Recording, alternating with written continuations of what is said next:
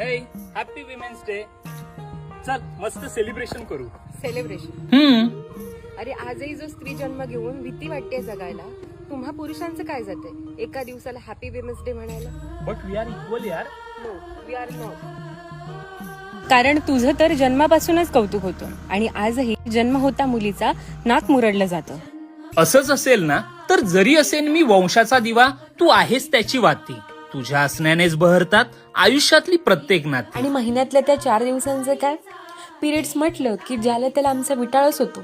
अगदी मेडिकलवालाही sanitary pads कागदात गुंडाळून देतो. लहानपणी याविषयी शिकवलंच नाही ग कोणी. तेव्हा मासिक पाळीचा विषय जरी आला तरी विषय बदलण्याची वेळ यायची. टीव्ही बघताना सॅनिटरी पॅडची ऍडही बदलली जायची. तेव्हाच कशाला, आजही आमच्याबद्दलची समाजाची मते आमच्या कपड्यानुसारच बदलतात. अत्याचार झाले 1000 तरी प्रश्न स्त्रीवरच उठवले जातात. प्रत्येक जणच तसा नसतो यार. माझं म्हणशील तर सोबत राहीन कायम तुझ्या, अडकवणारं प्रत्येक बंधन जुगारेन. प्रत्येक वेळी तू तुझी ओढणी सावरण्यापेक्षा मी माझी नजर सुधारेन. तर मग समजून घेईन मीही तुला.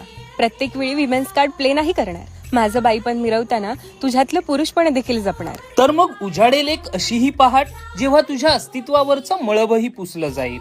वर्षाचा प्रत्येक दिवस तेव्हा विमेन्स डे म्हणून साजरा होईल.